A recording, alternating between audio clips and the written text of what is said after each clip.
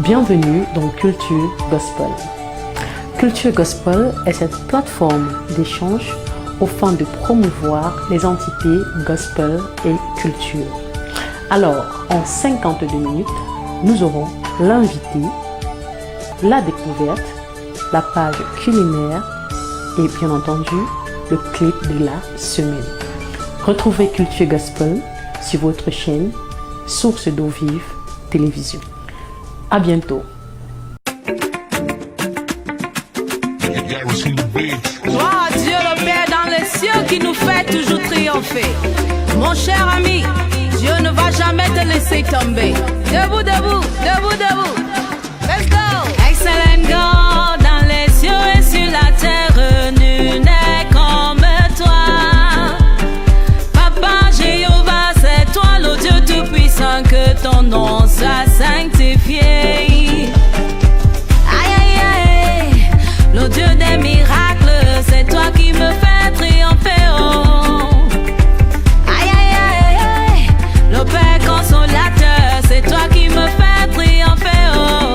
Triompher, triompher, oh. Triompher, oh. Triompher,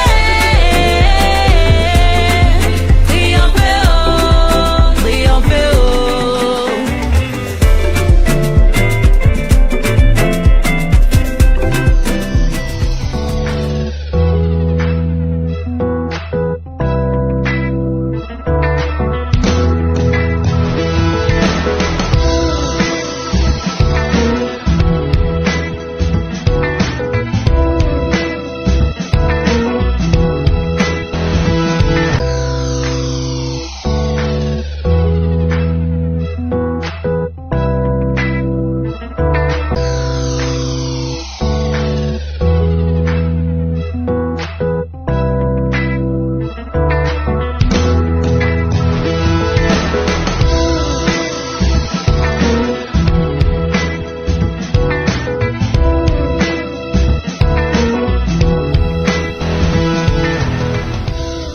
Mesdames et messieurs, bonjour et bienvenue sur la Source d'eau vive télévision dans le cadre de votre émission Mon verre au jaune. Cette émission qui aime le Cameroun, qui parle du Cameroun dans son long et dans son large, avec les hommes et les femmes qui font la beauté de cette nation.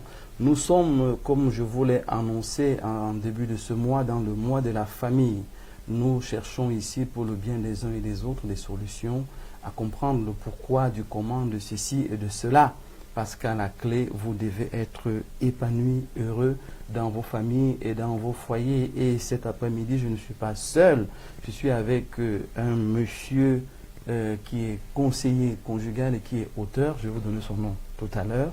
Et le temps pour vous de vous installer, de très bien vous installer. Et nous allons revenir juste après cette pause pour introduire notre invité et directement rentrer dans les débats. Installez-vous.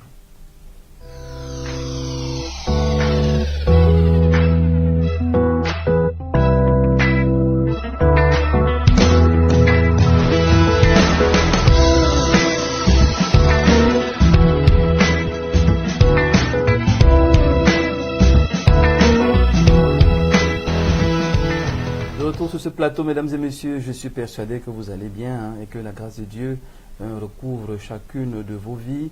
Nous allons recevoir de suite M. Roger Fondy, qui est conseiller conjugal et qui est auteur et qui est notre invité de ce jour. Monsieur Fondy, bonjour. Bonjour, bonjour docteur. Alors comment ça va la santé? Je vais très bien, je suis en forme. J'ai même fait du sport ce matin. Question de garder mon cœur le sport est bien? Oui, pour garder le cœur au rythme. Et puis nous qui faisons beaucoup de conférences, les coachs nous ont expliqué qu'il fallait faire beaucoup de sport parce qu'on reste debout 3 heures, 4 heures, 5 heures. avec des programmes qui se succèdent. Donc, il faut être en forme. Donc, ce matin, j'étais faire le sport. Ben alors, quand on est occupé, comme certains diront qui sont occupés, ils commencent au travail très tôt et finissent très tard, quel type de sport ils peuvent faire? Il y a très tôt, je ne sais pas quelle heure, ça fait très tôt, mais il y a la marche à pied pour les gens d'un certain âge, ou alors les gens qui ont un certain poids, parce que courir pour les gens d'un certain poids, ça fait vraiment du mal aux genoux. Tout à fait. On leur conseille de faire de la marche à pied. Mais l'idée n'est pas de faire une fois un effort important et revenir 2 semaines après, mais c'est de faire des petits efforts très régulièrement pour mettre le corps au rythme, quoi. D'accord, vous l'avez compris, le sport est important, il est même très important. En tout cas, moi je fais beaucoup de marches, ça c'est mon dada et je vous garantis que c'est très bien pour la santé. Aujourd'hui, nous allons parler de la gestion des crises dans le foyer avec Monsieur Fondé. Je vous l'ai dit, il est conseiller conjugal et il est auteur. Mais on va commencer par le livre pour que vous compreniez. Voilà un livre qui est écrit 21 jours pour son conjoint. Alors, 21 jours pour son conjoint. What is that? Alors, 21 jours pour son conjoint, c'est une longue histoire. Ok. On commence par un film, Fireproof, que beaucoup de gens ont vu, qui a été écrit par 2 pasteurs, les frères Kendricks. Mais derrière ce film, il y a toute une histoire, il y a tout un message qui est enregistré dans un livre qu'ils ont écrit qui s'appelle Love There. Ok. Et si vous avez vu le film, dans Love There, l'acteur utilise les 40 jours de ce programme-là. Et nous sommes donc inspirés de ce programme-là pour faire des challenges pour des couples de 40 jours. Nous en avons fait pendant 2-3 ans. Okay. On aidait des couples à se reconstituer au travers de ce challenge de 40 jours, avec des défis et tout. Mais on s'est rendu compte après 3 ans qu'il y avait beaucoup de choses qui étaient purement américaines au niveau des challenges, des défis qu'il fallait faire. Il y a, chez nous, par exemple, la notion de fleurs n'a pas la même valeur que chez les Européens et les Américains. Oui. Et donc, quand on devait dire dans un challenge qu'il faut offrir un pot de fleurs à sa femme, ça n'avait pas la même incidence que si un Américain offrait un pot de fleurs à sa femme. Et donc, nous avons essayé de customiser, vraiment de tropicaliser le défi. Et on a donc vraiment réécrit complètement les 21 jours. On a ramené ça à 21 jours. D'accord. Et tout à l'heure, hors antenne, je te disais que 21 jours, parce que c'est après 21 jours qu'une habitude commence à s'installer. Donc, on s'est dit, si quelqu'un peut travailler pour son conjoint pendant 21 jours, on suppose qu'au 22e jour, il ne sera pas découragé, il va continuer.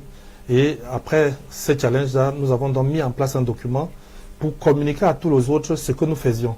Nous avions des groupes WhatsApp de 200 personnes, des groupes Facebook payants. Sur Facebook, c'était même payant, de 40-50 personnes qui font 21 jours chaque soir à discuter des problématiques des couples, à s'engager à mettre en place un défi pour le lendemain et à prier selon le canevas qui est proposé là. Et l'autre chose qui est dans le livre, qui n'était pas dans le challenge, c'est en anglais on dit to do, c'est-à-dire les choses à faire. C'est-à-dire après un jour, il y a une liste de choses que je décide de commencer à faire et il y a une liste de choses que je décide de ne plus faire. Donc il y a ces 2 choses-là. Dans ma relation conjugale, je dis, oh, le premier jour, prenons l'exemple du premier jour. Le premier jour dans le livre parle de la première réponse. Et dans le livre, j'essaie d'expliquer que ce n'est pas celui qui provoque qui entretient la crise, mais c'est la réponse à la provocation qui entretient la crise. Et donc j'essaie donc d'aider les gens en disant quelles sont les choses que tu fais chaque fois que ton conjoint pose un acte qui te déstabilise, quelle est la première chose que tu fais et qu'est-ce que tu dois commencer à ne plus faire dès maintenant pour ne pas être déstabilisé et continuer dans la bonne voie. Et donc, tu dois lister les choses. Il y a même des questions du genre, quelles sont les paroles de ton conjoint qui te déstabilisent et comment tu peux combattre cette déstabilisation et rester en bon terme avec lui malgré cela. Donc, c'est un peu ça l'esprit du livre. C'est 21 sujets différents, pris dans tous les sens. On parle même des besoins. Je cite même des auteurs comme Maslow, pour démontrer que Maslow a fait une hiérarchie des besoins.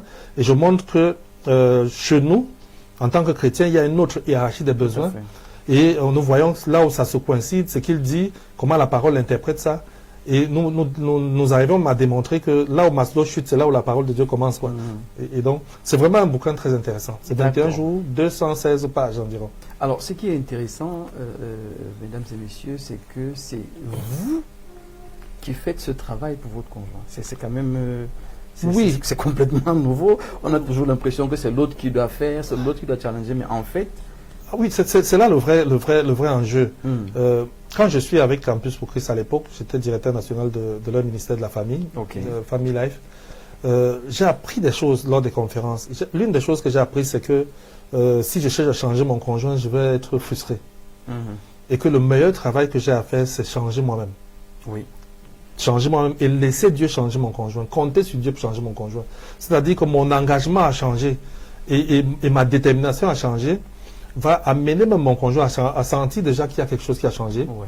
Et nous comptons sur la puissance de Dieu pour occuper, ou générer un changement au niveau de mon conjoint. Mais, et c'est là où le problème se pose souvent dans les relations conjugales, c'est que beaucoup pensent à ces choses, mais avec un timing de changement de leur conjoint. C'est-à-dire, ils disent, je vais faire, mais en faisant, ils espèrent que pendant qu'il fait, le conjoint aussi est en train de changer.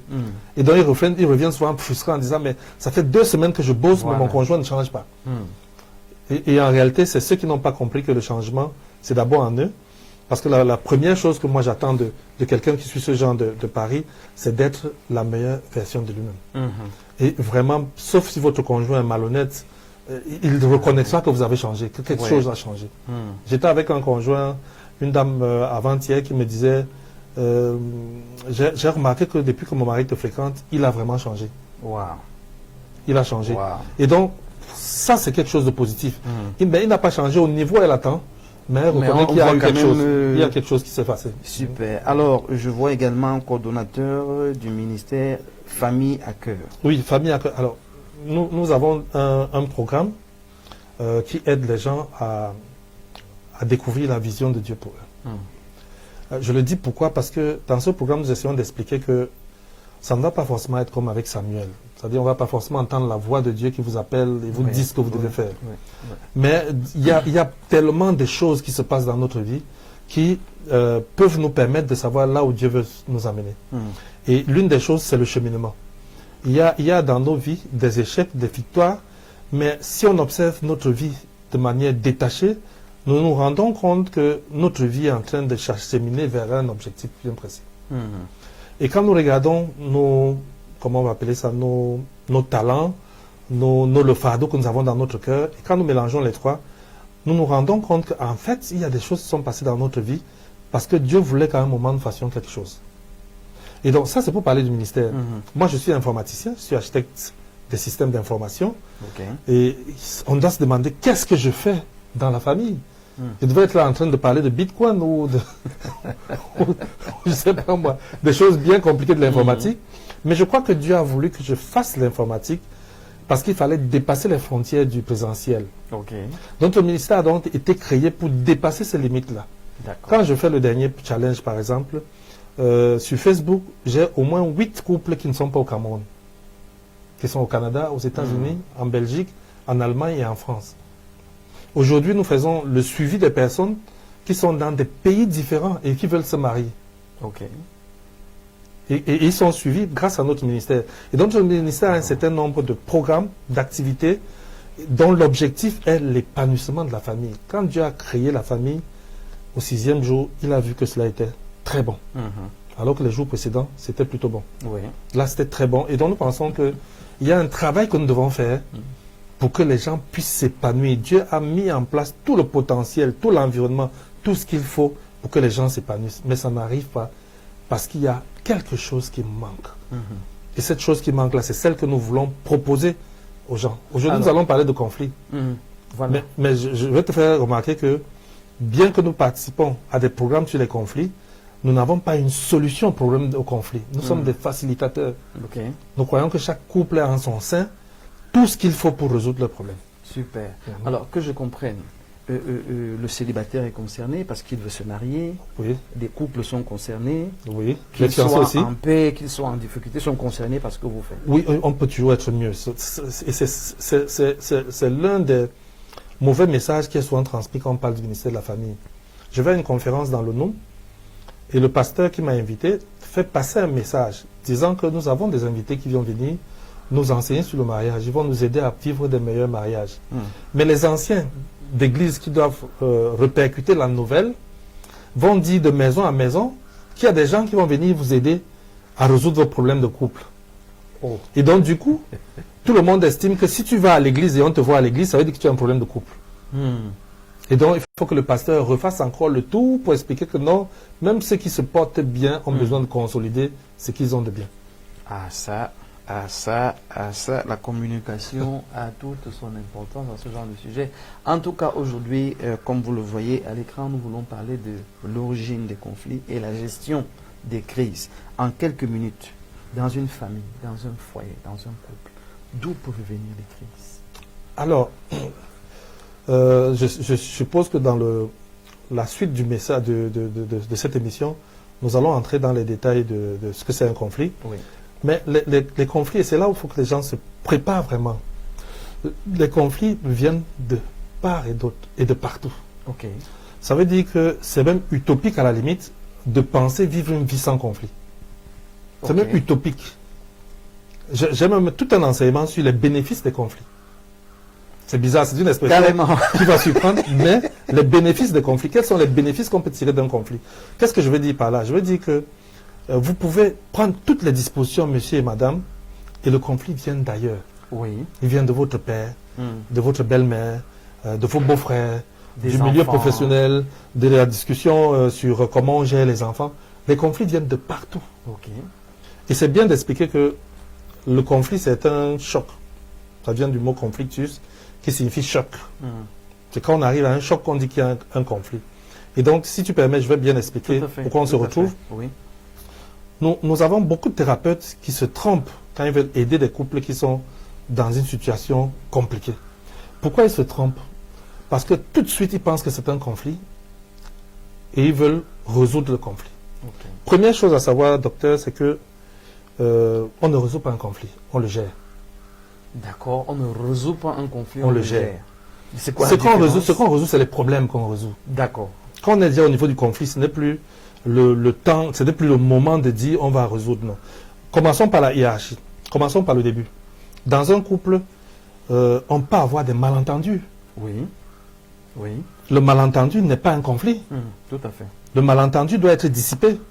Et pour qu'on dissipe le malentendu, il suffit qu'on se parle. Tout à fait. Que chacun explique sa position.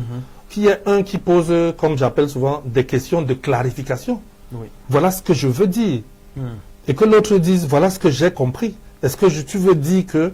Et là, on peut clarifier le malentendu. Ok. Là, on est vraiment au niveau basique. C'est un malentendu. Et vraiment, quand un couple n'est pas de malentendu, n'est pas normal. Il y en a toujours. Il y a toujours une chose, je dis quelque chose en pensant autre chose. Nous utilisons un vocabulaire, ça peut être le français, ça peut être la langue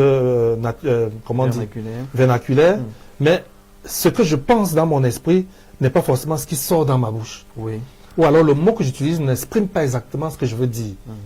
Et la personne qui est en face, quand elle m'écoute avec toute son influence, tout son environnement, tout son bagage en termes de vie, de croyances. Et donc, les malentendus sont normaux. Ouais. Mais pour dissiper les malentendus, il faut arriver à se parler, à s'expliquer. Et c'est pour cela que dans un couple qui vient de se construire, les malentendus vont diminuer au fur et à mesure qu'on se connaît. Oui. Parce que je vais comprendre comment l'autre fonctionne. Je vais comprendre ce qu'il dit, quand il le dit, qu'est-ce qu'il veut dire par là. Et là, très rapidement, je pourrais anticiper sur ce qu'il pense, sur ce qu'il veut, et les malentendus vont se réduire. Mais maintenant, si on ne réussit pas à résoudre un malentendu, le malentendu peut causer un désaccord. Ok. Oui. Mais le désaccord n'est pas un problème. Le fait qu'on ne soit pas d'accord avec mon conjoint ne veut pas dire qu'on a un problème. Oui. Je veux aller du côté de Biemassi, mon conjoint va aller du côté de Vokada. Ça ne fait pas de nous un problème, il n'y a pas un problème. Mais il y a un désaccord. Oui. Et l'une des choses que j'explique dans mes conférences, pour ceux qui viennent au débat sur les conflits, je profite même pour dire que le 20, oui. on va faire une conférence sur les conflits. On va revenir dessus. Ce sera annoncé. Hein. Oui, on va revenir dessus parce que quand on l'a fait à Douala, là, il y a 2 semaines, des gens se sont plaints, vous faites tout à Douala, vous faites tout à Douala. Là, comme le docteur me reçoit et me donne l'occasion d'en parler, le 20, on va faire un atelier sur la gestion de conflits. L'idée est de dire, ne passons pas à l'année 2021 avec les problèmes. Très bien. Nous sommes pleinement d'accord. Liquidons ça. C'est même l'objet de cette émission, de ces émissions, tout ce mois. Nous voulons que 2021 soit Oui, on une commence vraiment sur une bonne année. base. Oui. On commence sur une bonne Est-ce qu'il y a un lieu? Est-ce que... Bon, le lieu n'est pas encore défini parce que ça, je l'ai dit en grande première, j'avais me fait taper les doigts tout à l'heure par les membres de l'association. De toutes les Ils m'ont façons, dit, on avait dit on fait rien en décembre, tu es venu annoncer. quand il y aura Mais tous bon. les détails, on se chargera de communiquer massivement là-dessus parce que beaucoup de... Vous voyez, ce que vous dites semble simple, Oui, mais en fait, c'est un véritable problème. oui c'est pour ça qu'il faut qu'on se retrouve en atelier. Le malentendu, le désaccord, mais quand on mélange tout, Mais on ne peut pas résoudre, on ne peut pas s'en Oh. sortir. Mais allons au désaccord. Le désaccord, j'ai bien dit, moi je vais aller à Biemassi, elle va aller en Vogada. On a un désaccord là-dessus. Le désaccord peut même venir sur le choix des couleurs, sur C'est ça. l'équipement de la C'est maison. ça. On a un désaccord. Mais ce que je demande aux conjoints, quand il y a un désaccord, je dis, accordez-vous au moins qu'il y ait un désaccord. Parce que parfois, il y a le refus d'admettre qu'il y a un il y a un désaccord. désaccord, oui. Or, si on est d'accord qu'il y a un désaccord, mais on a déjà un nouvel accord. Oui. On est tous d'accord que... Il y a quelque chose qui ne va pas. Oui, on est tous d'accord que pour la couleur, on ne s'est pas accordé. Et j'ai créé un concept que j'ai appelé le réfrigérateur de la relation conjugale. Ce genre de désaccord, on va le mettre au réfrigérateur. On attend la prochaine ressource, on attend le prochain facilitateur, le pasteur, l'aîné, le père, qui va venir un jour et puis on lui dit, on a tel désaccord, qu'est-ce que tu en penses, comment tu peux nous aider? Mais pour le moment, on avance. Mais On met le désaccord au congélateur. Il faut reconnaître quand même que ça demande soit beaucoup d'amour, soit beaucoup de maturité pour Oui. mettre le désaccord au congélateur. Oui, parce que l'idée est de dire que ce que je veux, c'est être heureux. Ah oui. Il y a un auteur qu'on appelle Marshall Rosenberg. Il a écrit La communication non violente. Et au début de son livre, il dit, vous devez choisir entre être heureux et avoir raison. Et moi, j'ai choisi d'être heureux. Ouais. Et j'ai arrêté de chercher à avoir raison. Très bien. Et donc, quand tu choisis d'être heureux, tu payes tous les prix qu'il faut pour être heureux. Même là où tu as des certitudes, tu peux dire ici, pour être heureux avec mon conjoint, je mets d'abord ça au frigo. Il aura le temps d'évoluer pour comprendre. Mais en même temps, je ne me dis pas que je suis trop intelligent pour ne pas pouvoir me tromper. Je me dis peut-être moi aussi j'aurai le temps de me rendre compte que je me trompais, que dans notre désaccord, mon conjoint avait peut-être raison. Et là, c'est là où je dis souvent aux gens, notre enseignement est un enseignement chrétien. Et un chrétien véritable, c'est qu'il doit renoncer parfois à ses droits. Tout à fait. Pour être en paix avec Dieu, être en paix avec son conjoint, il renonce. Parce que quand tu vas observer les désaccords, docteur, tu vas te rendre compte que un petit désaccord vient détruire toute une bâtisse. Ah ça. Ah ça. Nous avons tellement de choses sur lesquelles on est d'accord que la question c'est pourquoi on va se battre sur ce petit désaccord. Mais le problème c'est que quand il arrive, les émotions sont tellement engagées que personne n'a le recul nécessaire pour dire ce n'est qu'un désaccord, avançons. Et c'est pour cela que celui qui a suivi notre séminaire, qui a fait l'atelier, il va se mettre dans une posture de quelqu'un qui sait relativiser, qui sait que mon conjoint n'a pas compris, que laissons le temps. Oui. Quand il va être mûr, il va reconnaître. On a fait une conférence. À la fin de la conférence, il y a une dame qui est venue témoigner. Elle a dit, pendant longtemps, j'étais convaincu que c'est moi qui dirige mon mari. 13 ans de mariage. Et vous venez de me faire comprendre que c'est mon mari qui dirigeait. Que c'est lui qui a cédé chaque fois pour sauver notre couple. Elle a pleuré. Wow. Elle a dit, oh, mon mari comprend ça depuis 13 ans, alors que je crois que c'est un idiot qui ne comprend rien. Donc c'est lui qui a compris. C'est maintenant que je comprends pourquoi il cédait, pourquoi il laissait passer d'autres choses. Et moi je montais, je me disais, j'ai gagné. Mais lui voulait sauver notre relation conjugale. Lui voulait être heureux. Il fallait être heureux. Elle voulait avoir raison. Il lui donnait la raison, que prends tes raisons, t'as raison sur tout. Si tu veux, mais moi je suis heureux. Wow. Et donc, Ok. on est au niveau de désaccord. Maintenant, le désaccord, s'il est maltraité, si on n'a pas réussi à trouver un accord sur notre désaccord, on tombe sur un problème. D'accord. Mais maintenant, le problème, et c'est là où beaucoup de gens chutent souvent, le problème doit avoir une solution. C'est parce qu'il y a un problème qu'on cherche la solution au problème. Et c'est bien aussi de dire que le fait de connaître la solution au problème ne veut pas dire qu'on est capable d'implémenter la solution. Oui. Oui. Oui. On dit bien à tout le monde, Jésus sauve, Jésus guérit. Mais est-ce que tout le monde est guéri pour autant? Donc il y a la démarche qu'il faut pour arriver à la solution connue. Oui. Lors de mes conférences, j'ai dit aux gens, Prenez le livre de votre enfant de, je sais pas, 6e ou du coup moyenne 2. Vous allez voir qu'il y a des problèmes. Oui. Et en bas, on a écrit solution égale. Et votre enfant passe toute la journée, il n'arrive pas à trouver. Parce qu'il y a une démarche qui permet d'aller du problème à la solution. Donc le fait de connaître la solution, c'est déjà un pas. Mais il faut, oui, il faut y arriver. Il faut arriver à tomber sur la solution. Sur ce genre de problème, quelle est la démarche qu'il faut engager pour tomber sur la solution? Et ça, c'est le niveau du problème. Quand on a dépassé, si on n'arrive pas à résoudre le problème, là, on tombe maintenant sur le conflit. Le problème peut générer un conflit. Parce que le fait qu'il y ait un problème dans un couple ne veut pas dire qu'ils sont en conflit. Oui. Ils peuvent avoir un problème sans qu'il y ait un conflit. Mais maintenant, le conflit, ça veut dire que maintenant, on est choqué, chacun se campe sur ses positions, personne ne veut plus écouter l'autre. Et je dis souvent à beaucoup de thérapeutes, ce n'est pas le moment de résoudre des problèmes. Oui. Oui. Ce n'est pas le moment. Quand on est en crise, en conflit, ce qu'il faut, c'est gérer le conflit. Et la gestion du conflit, j'ai vu beaucoup de gens échouer là-dessus, parce qu'ils veulent gérer les conflits avec des principes bibliques, avec des principes de famille, le rôle du mari, le rôle de la femme, tout ça. J'ai dit, quand on est en conflit, ce n'est plus le moment de parler de ces choses-là. On doit gérer le conflit. Et la meilleure façon de gérer le conflit, c'est de dire, celui qui se sent moins fâché prend l'initiative d'aller vers l'autre. Okay. Celui qui se sent le moins fâché n'est pas forcément celui qui a tort. Dans un conflit, celui qui a tort peut être même plus touché que celui qui n'a pas tort. On le connaît, on vit en couple. Et donc celui qui est fâché, qui est moins fâché, prend l'initiative d'aller vers celui qui est trop fâché et il va lui demander pardon. Il va lui demander pardon sur ce qui s'est passé, sur sa contribution à amener le couple dans la situation dans laquelle ils sont en train de se retrouver. Oui. Oui. Mais il va trouver, si ce sont des chrétiens matures, il va trouver en face quelqu'un qui lui avait déjà pardonné. C'est ça. C'est ça.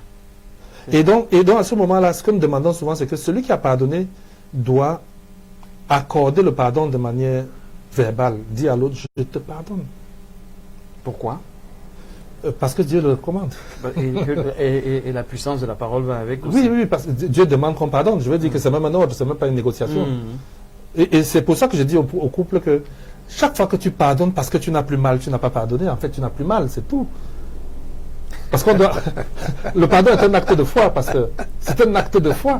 On ne pardonne pas parce qu'on est soulagé. This is something. Vous comprenez, c'est pas parce qu'on est soulagé qu'on dit oh, je te pardonne parce que je suis soulagé. Alors je me mets à la place de ce téléspectateur oui. Qui dit par la foi je veux une maison, par la foi je veux un travail, par la foi je veux une voiture. C'est le même contexte. Par la foi je pardonne. Par la foi je pardonne. Parce que Dieu me le demande. Et je compte sur Dieu. Je compte sur Dieu pour me restaurer. Je compte sur Dieu pour... Parce que le pardon aussi libère l'autre. En fait, la vérité libère. Ça libère l'autre. Et ce que vous dites là libère. Et nous disons, et ça c'est surtout aux hommes qu'il faut dire ça. Nous disons que le pardon, quand on demande pardon à sa femme, on doit être spécifique. On ne dit pas je suis désolé. Mais si vous dites je suis désolé, il faut dire pourquoi vous êtes désolé. Oui. Ce n'est pas un mot passe-partout. Parce qu'on peut même se tromper. Hein. Tu peux être désolé pour quelque chose pour lequel elle t'en veut pas. Elle est un peu pour autre chose. Oui. Et donc, c'est parce que tu as dit pourquoi tu es désolé qu'elle peut te préciser pourquoi elle est fâchée. Oui. Pourquoi on est dans un conflit maintenant. Et l'autre élément qu'il faut intégrer dans ça, c'est que une fois où les deux se sont accordés le pardon, en fait, la crise est dissipée. Maintenant, on peut discuter. Oui. Maintenant, on peut revenir au problème qui a amené à la crise. Parce qu'on a fait le premier pas de gérer le conflit en se pardonnant, en se mettant dans les conditions de pouvoir discuter. Vous pouvez pas aller dans un couple qui est en conflit et vous commencez à leur expliquer que non, le mari doit faire comme si, la femme... Ils vont vous écouter parce que vous êtes le pasteur, vous êtes le leader, mais dans leur cœur, ils ne seront pas prêts. Parce que ce n'est même pas ça. On n'est même pas encore arrivé à ce niveau. Oui. On n'est pas encore arrivé à ce niveau. Et donc, l'idée ici est de dire, il faut les aider à pouvoir se pardonner, à pouvoir demander pardon. C'est le travail que je dois faire avec monsieur. C'est le travail que je dois faire avec madame. Parce que ce n'est pas souvent une chose évidente. Quand vous rencontrez les gens qui sont en conflit, ils se sont campés dans leur position. Oui. Quand tu expliques au monsieur, il me dit je ne veux plus avancer, je ne veux plus. Et donc il y a tout un travail qu'il faut faire avec lui. Dans toutes ces dimensions, même dans la dimension spirituelle. Oui. On ne va pas seulement le raisonner au niveau mental pour lui dire écoute et tout, mais il y a même des dimensions spirituelles où il faut prier, il faut il faut vraiment, comment on va dire ça, détruire tous les hôtels qui ont été bâtis entre-temps. Parce qu'entre-temps, peut-être le gars a déjà conçu un nouveau mariage qu'il est en train d'envisager déjà. Oui. Il se voit déjà marié à quelqu'un d'autre. Et quand tu arrives, il a l'impression que tu veux le ramener en arrière. Ainsi de suite, ainsi de suite. Wow. Et donc, on a donc besoin de les aider, de les accompagner. C'est ça l'objectif de la conférence du vin. On a besoin de les accompagner pour aller se demander pardon et à s'accorder le pardon. Et ensuite, maintenant, en tant que facilitateur, on peut les aider à résoudre le problème. Le problème qui a mené à la crise. Et c'est pour ça que les deux doivent pouvoir s'accorder sur le problème majeur. Un de mes fidèles pasteurs débarque chez moi un jour avec sa femme parce qu'ils sont dans une situation très compliquée. Et la question que je leur pose, parce qu'il se fait tard, peut-être 2 heures du matin, je leur dis, moi à mon âge, il faut que je sois couché. Quel est le problème que si on résout maintenant, vous allez vous coucher et puis tout le monde dort, on va gérer le reste après. Voilà. Et donc dans chaque relation conjugale, il y a, quand on est arrivé au conflit, le problème majeur qui a généré les 1000 problèmes qu'on vit là. Parce qu'il y a beaucoup de problèmes périphériques qui arrivent parce qu'on n'a pas résolu le vrai problème. Du fait du problème majeur. Oui, c'est quand on a résolu le vrai problème, les autres disparaissent même. Tout à fait. Parce que tu peux résoudre les problèmes périphériques là, et tu as l'impression que chaque fois que tu résous le problème, un autre naît. Tu résous à nouveau, un autre naît. Parce que le problème de base, le problème central, n'est pas résolu. Et c'est pour ça que parfois tu vas rencontrer un homme de Dieu, il va te dire, le problème central, c'est le problème de ton cœur. Oui. Si on résout le problème du cœur, là, de ce que tu as emmagasiné, de tes croyances et tout, il y a des chances que les autres problèmes commencent à tomber d'eux-mêmes. Et si le conflit n'est pas donc bien géré, on arrive à la crise. Alors, une petite histoire pour les téléspectateurs. Nous sommes à l'église et à la fin, le pasteur avait fini de prêcher et il me dit, j'ai une de mes fidèles là, elle est tout le temps triste, énervée, embêtée, il y a un problème, essaye un peu de causer avec elle. Et je l'appelle, je dis, mais ma soeur, comment ça va, et ainsi de suite et tout. Elle dit, bon, ça va, mais mon foyer, ça ne va pas. Voilà son problème, le foyer, ça ne va pas. Je dis, écoute, comme le foyer, ça ne va pas, vous êtes deux, tu es avec ton mari, je préfère discuter avec vous. Oui, à deux. C'est-à-dire que tous les deux vous venez et puis on va causer ensemble. Elle me dit, mais non, il est méchant, il est difficile, il n'aime pas Dieu, blablabla. J'ai dit, il n'y a pas de souci, donne-moi son téléphone, je vais l'appeler. Et je l'appelle, et il prend le téléphone. Et je l'invite, et il vient. Et je n'ai pas dit à sa femme qu'il venait, elle était surprise de le trouver là. Et là, j'ai dit, quel est le problème? Il dit, bon, vous m'avez appelé, moi je préfère plutôt écouter celle qui a dit qu'il y a un problème. Alors, madame, quel est le problème? En fait, je lui en veux parce que depuis 15 ans qu'il m'a présenté à sa famille, j'ai vu qu'il ne m'aime pas. Et là, le monsieur dit, 15 ans, je ne t'aime pas. C'est quoi le problème? Non, ta maman n'était pas d'accord, tu ne m'as pas défendu, tu n'as rien dit, tu n'as pas pris position, et ainsi de suite. Et là, j'ai compris que tu ne m'aimais pas. Et le monsieur dit, voilà, je n'ai pas pris position, mais je t'ai épousé. Tu es ma femme. Je n'ai pas voulu désobéir à mes parents ou être impoli ou mal élevé, mais tu es ma femme. Et là, le problème central était cette idée, cette impression. Et donc ça a entraîné tous les problèmes périphériques. Oh, quand il n'a pas donné l'argent, oh, c'est parce qu'il ne m'aime pas qu'il n'a pas donné l'argent.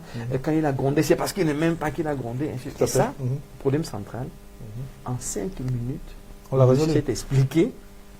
On l'a résolu et le visage même de la dame avait changé. Elle était plus souriante, elle était plus à l'aise, ainsi de suite. Juste pour dire que parfois le problème central peut paraître loin, mais c'est le problème central. C'est lui qu'il faut résoudre. Pour sortir du conflit, c'est lui qu'il faut résoudre. Et je disais que si on n'arrive pas à gérer le conflit va générer une crise. Et quand on arrive au niveau de la crise, nous sommes dans un pays où il y a une crise, la crise anglophone. Et nous entendons les gens dire tout. Et tout ce qu'ils disent sont dans la raison. Ils raisonnent. Il faut résoudre le problème anglophone. Ils raisonnent. Mais ils ne savent pas que quand on est arrivé à la crise, ce qu'il faut, quand on est arrivé à la crise, c'est d'arrêter cette crise-là. D'accord. Quand il y a crise, on l'arrête. Il faut l'arrêter. Comment Il y a un mot qui m'échappe là. On parle de juguler, je crois, c'est ça. Tout à fait, juguler, oui. Il faut, je crois que c'est le mot juguler la crise. Et ce qui signifie arrêter. La circonscrire. Oui, l'arrêter. Il faut réussir à l'arrêter. Et on ne l'arrête pas par la raison. Nous avons vu tout ce qu'on a fait là, essayer de résoudre les problèmes en disant qu'on va résoudre les problèmes, la crise sera arrêtée. Nous avons remarqué qu'on résout les problèmes, la crise ne s'arrête pas. Oui. On nomme des gens, la crise ne s'arrête pas. Parce que on est déjà au niveau de la crise, on n'est plus au niveau du problème. Et beaucoup de conjoints sont dans cette situation où on est au niveau de la crise. La femme est partie de la maison, le monsieur ne veut plus vivre avec une autre. Et vous venez, vous voulez raisonner. On ne raisonne plus à ce moment. À ce moment-là, il faut arrêter la crise. Demander aux uns et aux autres, qu'est-ce qu'on fait maintenant pour que vous puissiez encore vous asseoir pour qu'on discute. Parce qu'au niveau de la crise, c'est que l'un te dit, je ne veux plus. Oui. J'ai eu un jeune homme qui me contacte parce qu'il a des problèmes avec sa femme. Il me dit, ma femme est partie. Ça fait 6 mois. Je lui dis, je vais l'appeler parce qu'on a discuté très longtemps sur ce qu'il a fait. Et j'appelle la fille, elle me dit, je ne viens pas. Enfin, pas venir à moi. Oui, mais quand je discute avec elle, j'essaie de la convaincre de rentrer dans son foyer.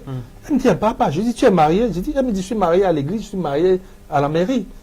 Mais je dis, tu ne parles plus. Pourquoi? Elle dit, je ne veux plus. Qu'il aille au tribunal, qu'il fasse ce qu'il veut, qu'il mène un divorce à mes dépens, mais je ne veux plus. Ça, c'est ce qu'on appelle la crise. Là, ce n'est pas un conflit, là. Quand on arrive à ce niveau, c'est qu'on est en crise. Mais comment faire pour que la crise ne continue? Parce que le prochain pas, c'est qu'elle va peut-être commencer à vivre avec quelqu'un d'autre. Oui. Comment faire pour qu'on n'y arrive pas? Comment faire pour arrêter la crise? Comment fermer le robinet qui alimente toute cette mauvaise situation-là? Donc, je voulais qu'on commence par là, par ce cheminement-là, pour que les gens qui nous suivent, les téléspectateurs, comprennent que le problème à résoudre peut ne pas être dans le sens du raisonnement. Oui. Ou alors peut être au niveau d'une simple exhortation, et vous allez ouvrir un autre pan qui n'avait pas besoin d'être ouvert. C'est ça. Et c'est pour ça que tu vas voir que certaines personnes vont dans un couple pour aider le couple. Ils amplifient. Ils enfoncent le couple. Oui. Parce qu'ils vont soulever des choses qui n'avaient pas besoin d'être soulevées. Oui. Il y a des ententes, il y a des ponts. Il y a des ponts que les gens ont bâtis, qui ne sont peut-être pas des ponts solides, mais ils ont bâti des ponts dans leur relation conjugale. Et vous venez, vous dites, c'est pas solide, il faut casser ça. Vous cassez, et puis vous les mettez chacun de son côté, il ne peut plus rien, elle ne peut plus rien. Et vous êtes là au milieu, vous dites, il faut qu'on rebâtisse un pont. L'autre te dit, je ne veux pas. Ce qu'il y avait là, il a refusé. Et donc, c'est un peu, pour répondre à ta première question, on a été très long. Mais on est long comme ça parce que je ne suis pas là pour te répondre à toi. Oui, je suis là pour répondre à ceux qui nous écoutent et ceux qui nous regardent. Exactement. Non, c'est parfait. C'est-à-dire que notre but est que les gens comprennent. Et croyez-moi, ce que vous avez dit, il y en a qui se disent, mais nous sommes comme malentendus. Oui, on peut dissiper. Ok, donc ça veut dire que l'attitude, si, parce que certaines femmes se comportent mal, sont violentes, crient, parce qu'il y a un problème qu'il faut résoudre. Et parfois, le problème, ce n'est que le dialogue, ce n'est qu'une idée qu'on a qui n'est pas fondée, ainsi de suite. Et dans beaucoup de couples même, dans beaucoup de couples, le seul fait de poser le problème est déjà un début de solution. Oui. Et je t'assure, chez les femmes particulièrement, les hommes ont une façon d'être qui fait que c'est comme s'ils n'ont pas d'émotion, ils ne sont pas très engagés émotionnellement. Mais je t'assure, une femme va chercher à ce que tu t'asseyes et que vous parlez du problème. Oui. Alors qu'un homme pense que le problème est résolu, parce qu'il a changé d'attitude, il ne fait plus ce qu'on lui reprochait. Oui. Pour lui, c'est réglé. Sans même dire que compris. Pour lui, ce qui va sans dire, le va mieux. Ce qui va sans dire, ça va. Alors que la femme, elle, ça va sans dire, mais il faut s'asseoir pour qu'on en parle. Et tant qu'on n'en a pas parlé, c'est comme si elle souffrait à l'intérieur d'elle. Et je voulais dire à nos téléspectateurs que beaucoup d'épouses que nous avons aujourd'hui ont accepté, et je les félicite pour ça, d'être heureuses avec nous. Oui. Et parfois, c'est quand il y a un souci et qu'elle discute avec un thérapeute ou elle va à un cure d'âme, qu'on comprend à quel point elle supporte la relation conjugale, à quel point ça pèse sur elle. Parce que nous, les hommes, on me reproche tu as traîné dehors, j'ai dit, ok, j'arrive tout de suite, j'arrive et puis j'entre de façon abattue et tout ça. Dans mon esprit, c'est que le fait que je sois abattu démontre que je me sens coupable et tout. Alors que dans l'esprit de l'autre qui est en face, c'est qu'il faut parler, il faut dire quelque chose. Ah oui. Il faut dire quelque chose. Et donc, c'est ça leur mentalité. Et donc, nous, les hommes, nous sommes obligés de nous former pour ça, nous équiper même pour ça. Ah oui, non, c'est important. C'est important parce que finalement, c'est deux natures totalement différentes. Mettre ensemble. L'homme qui ne parle pas, vous avez compris, mesdames et messieurs, les hommes, s'il vous plaît, il faut à un moment donné s'asseoir et écouter.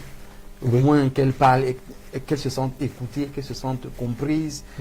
Parce que si elle ne s'explique pas elle aussi, vous avez l'impression qu'elle est méchante, ou alors elle a l'impression que vous pensez qu'elle est méchante, donc elle veut s'expliquer, ainsi de suite. Je crois que c'est une des clés que le couple se parle. Mais je retiens aujourd'hui qu'il y a deux choix. On choisit d'être heureux ou on choisit d'avoir raison. Ça, c'est très important. Moi, il s'agit d'être heureux. Hein. Oui, donc tu vas plus citer les responsabilités de la femme et tout ça. Je choisis d'être heureux. Dans notre maison, là, on doit être heureux. Alors, je crois même que la deuxième question, là, on a eu des réponses. On a bien commencé à répondre. Oui, la manifestation et les conséquences. C'est-à-dire que quand au premier niveau, on n'a pas su stratifier des différents sentiments, différentes situations et tout, et qu'on arrive à la crise. Comment ça se passe? Comment on sait que maintenant nous sommes en crise et ces manifestations? Celui qui est à l'extérieur comme moi, qui suis appelé à venir manager la situation, je vais observer que déjà on n'est plus dans la même longueur d'onde. On tolère moins ce que l'autre fait. Parce que dans la relation conjugale, on tolère beaucoup de choses, on accepte beaucoup de choses, on passe dessus. Mais là, on ne passe plus dessus. Oui. La moindre chose est amplifiée, critiquée, interprétée. Comme tu parlais de la dame là, il y a des multiples interprétations sur un geste simple. C'est-à-dire, tu poses un geste simple. Tu appelles ta femme pour dire « je vais rentrer tard ». Du coup, elle interprète. Pourquoi hier, il ne m'a pas appelé? C'est aujourd'hui qu'il m'appelle. Ça veut dire on entre dans un cycle. Et le diable sait souvent contribuer à amplifier ces choses-là. Avec des idées qui des idées viennent de part et d'autre. Tu commences à voir les choses.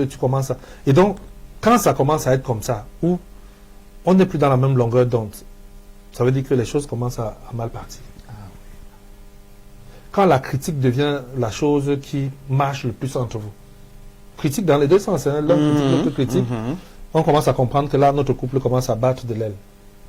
Quand les intérêts commencent à diverger, tu vois un monsieur qui est plus concentré dans ce qu'il fait en entreprise, dans sa carrière, la dame qui est plus concentrée dans sa carrière, la maison ne l'intéresse plus, le monsieur, la maison ne l'intéresse plus, on comprend qu'il y a déjà quelque chose qui est en train de s'installer. C'est pas mauvais d'avoir une bonne carrière, mais c'est mieux d'avoir une bonne famille et une bonne carrière. Ah oui. Parce que au finish, tout ça, on fait ça pour nos familles. Toute cette carrière qu'on veut développer, c'est parce que on veut avoir une bonne famille. Donc, il y a des petits éléments comme ça. Il y a même les bouderies, qui sont des modes de communication. Un conjoint peut ne pas parler juste pour que tu comprennes que je suis fâché. Que je suis fâché, que j'exprime quelque chose. Il y a des résignations. Des femmes me disent, je donne mon corps, mais je ne donne pas mon cœur. On m'a dit à l'église que j'ai l'obligation de me donner à mon mari, donc je me donne, je mets, je ne suis pas là. Je remplis la formalité. Oui, je remplis la formalité. Et là, ça veut dire qu'il y a vraiment, ça ne va plus. D'accord, ça nous permet de prendre une petite pause chez vous à la maison, de pouvoir voir à quel niveau vous êtes dans votre foyer. Est-ce que de la blague qui passait avant vous énerve aujourd'hui? Est-ce que la chose que vous laissiez passer avant, une erreur, un défaut, quelque chose, ça ne passe plus? C'est des signes qui montrent effectivement que quelque chose de mauvais commence à s'installer. On a parlé du désintéressement, on ne s'intéresse plus à comment l'autre s'habille, à quel moment il est sorti, à quel moment il est rentré. Bref, on ne s'intéresse pas à lui, c'est un signe. C'est un signe qu'il y a une crise, qu'il y a un malentendu, qu'il y a un problème. Et il ne faut pas négliger ces éléments-là. Il ne faut pas. Alors, parlons un peu des conséquences. Quand on néglige ces éléments-là, on ne fait pas attention et tout, est-ce que ça crée des conséquences autour de nous? Oui, bien sûr. Et ces conséquences sont même... la conséquence la plus visible, c'est dans les couples où il y a des enfants, par exemple. Les enfants ressentent très rapidement qu'il y a quelque chose qui ne va pas.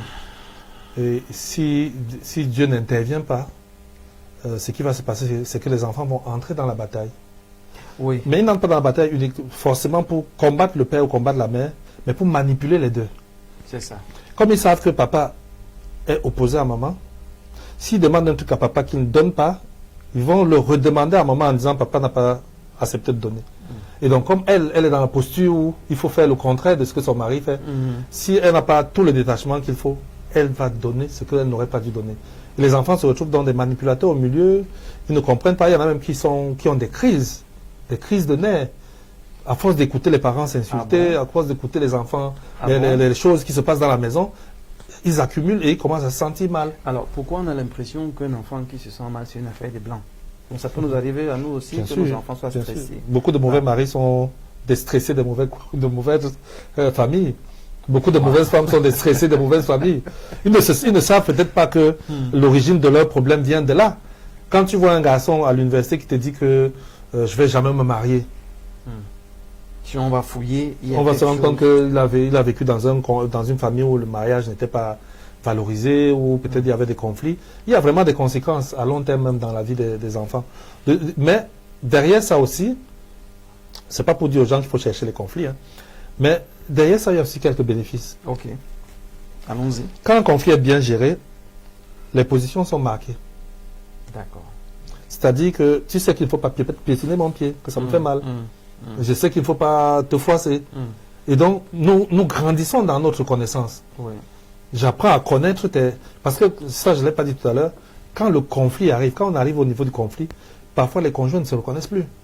Ah oui. Parce qu'ils se lâchent. Ah oui. Parce qu'ils se lâchent. Parce que dans une relation conjugale normale, il y a une espèce de, comment on va dire ça de manière simple, d'idéalisation que l'autre nous projette, qui nous amène à être comme il aimerait que nous soyons. Et quand le conflit arrive, nous nous lâchons. Nous devenons nous-mêmes. Notre vrai nous-mêmes, quoi. La diplomatie tombe, les masques tombent. Là, le gars est brut, quoi. Il a l'état brut. Et quand il a l'état brut, c'est une bonne chose pour moi parce qu'elle apprend à connaître le monsieur à l'état brut de manière profonde. Et c'est que voilà comment la personne s'y est. Et comme je sais qu'il est comme ça, je peux déjà anticiper. Qu'est-ce qui explique, je l'ai dit à la conférence à Douala, qu'une maman comme la mienne, qui n'a pas fait d'études, maman s'est arrêtée au cours moyen 2. Maman n'a pas fait psychologie. Mais qu'est-ce qui peut expliquer que ma maman puisse savoir avec certitude ce que mon père pense quand il rentre? Je t'explique. Je rentre du lycée, et je dis à maman, il me faut un dictionnaire Larousse. On me l'a demandé, il faut que vous me l'achetez. Elle me dit, il faudra en parler à ton père. Et donc, on est à la maison, on attend son retour. Dès qu'il arrive, elle me dit, en aparté, ne lui demande pas maintenant, je te dirai quand lui demander. Pourquoi elle est capable de savoir, sans avoir discuté avec lui, qu'il ne faut pas lui demander maintenant, mais qu'il faut demander plus tard? Eh bien, c'est uniquement parce qu'elle le connaît. Oui.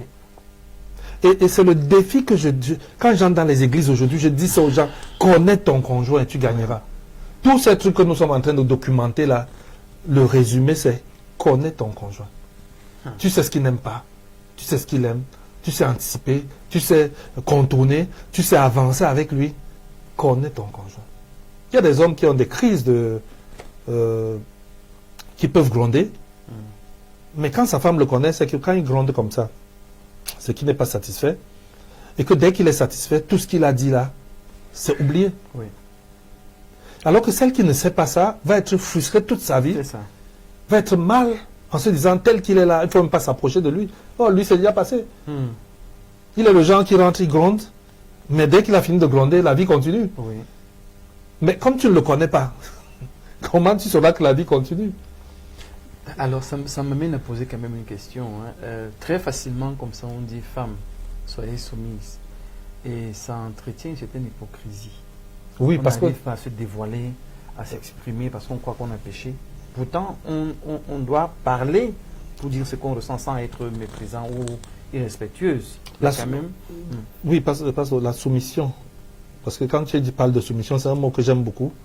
Et je sais que les femmes n'aiment pas beaucoup ce mot.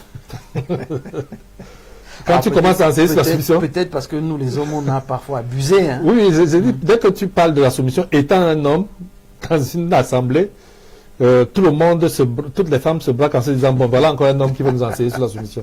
Non, je voulais dire que la soumission, il faut qu'on dise ça aux hommes. La soumission, ce n'est pas l'obéissance prompte. L'obéissance prompte, c'est pour les enfants. Ce n'est pas pour la femme. La soumission, ce n'est pas l'obéissance prompte. Ok. La soumission, pour la femme, est d'abord un acte d'obéissance à Dieu.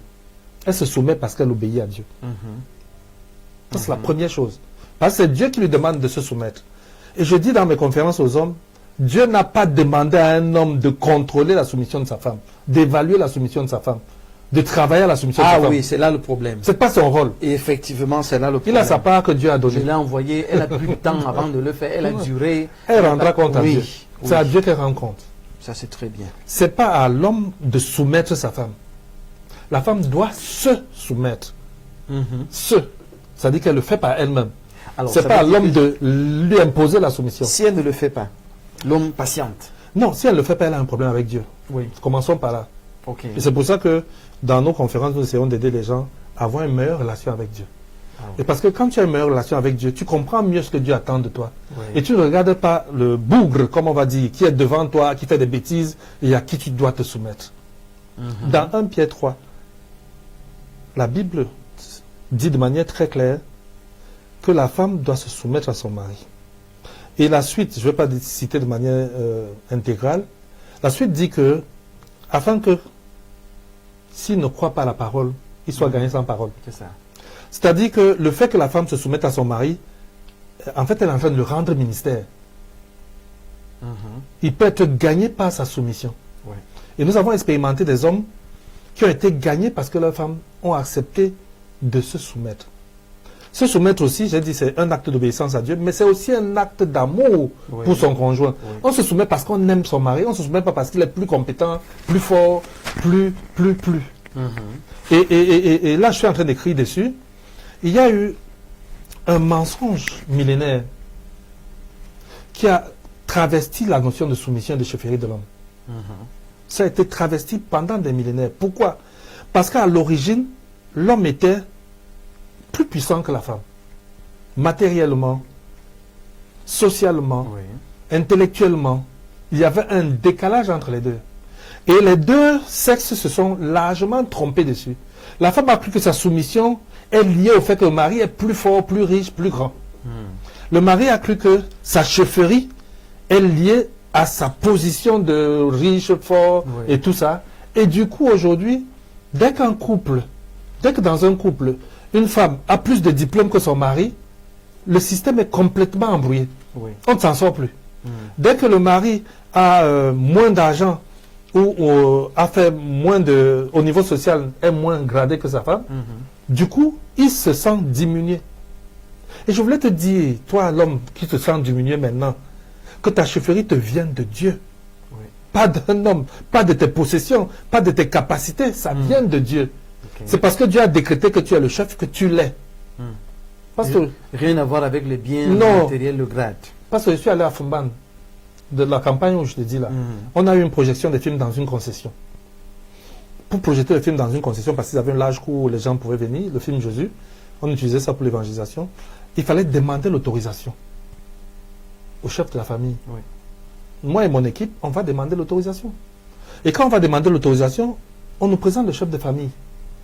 Enfin, on nous fait asseoir dans un salon, et il y a des chaises en face de nous, une grande chaise de chef, et des petits tabourets autour.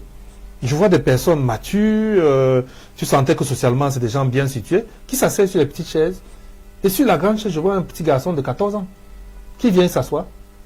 Et puis un des matures là me dit, nous vous disons la bienvenue chez nous, vraiment, nous nous excusons d'avoir fait attendre, c'est que notre chef était ailleurs, le temps de le faire venir et tout ça. Le voici donc, posez-lui le problème. Et le voici, c'est un petit garçon de 14 ans. D'accord. Je lui exprime le problème. Quand je lui exprime notre doléance, il prend son téléphone, il appelle sa mère. Et je l'entends parler, puisque je comprends la langue. Comment il dit à sa mère, il y a les gens, ils disent qu'ils viennent parler de Jésus, ils veulent projeter le film sur la cour, tout ça. Je sais pas ce que sa mère lui dit, mais il nous autorise. Il nous dit, il n'y a pas de problème, vous avez ma cour. Ma cour, un garçon de 14 ans. Et quand il finit, pour montrer que je n'avais même pas compris l'enseignement, je lui dis, mais dans les églises de la ville, on a parlé de ce programme, nous avons fait toute une campagne où le programme a été annoncé dans les églises. Toi, tu n'as pas suivi le programme parce qu'il semblait étranger au programme. Il me dit, non, lui fait le culte d'enfant. Et donc, je vois que le gars a deux positions. Il est le chef, mais c'est un enfant. Il va pas au culte des adultes. Il va au culte avec les enfants. Et donc, quelle est la leçon derrière? Sa chefferie ne dépend pas, il est nourri par ses aînés là. Il est chef, point. Parce qu'on a décidé qu'il est chef. Et c'est ça que l'épouse et l'époux doivent comprendre, qu'il est chef parce que Dieu en a décidé ainsi. Maintenant, il doit incarner sa chefferie. Il doit expérimenter cette chefferie. Il doit travailler pour être le chef de la famille. À l'ouest, moi je parle beaucoup de l'ouest parce que je viens de là. Quand on te fait chef, c'est verbalement que tu es chef. Maintenant, il faut devenir chef. C'est ça. En apprenant ce qui se passe quand on est chef. Et la Bible explique bien ce que veut dire être chef. Oui. Et nulle part dans ce qui veut dire être chef, il n'y a la puissance, les biens, le matériel, tout ça. Il n'y a rien là, dans le cahier de charge du mari. Et donc la femme doit comprendre que si elle est bénie matériellement, ça ne fait pas de son mari un non-chef. Et je leur dis souvent, montrez-moi dans la Bible un passage qui dit que une femme, Dieu ne peut pas bénir un couple au travers de la femme. Montrez-moi le passage. Pourquoi quand la femme est bénie, il faut qu'il y ait un problème dans la relation conjugale?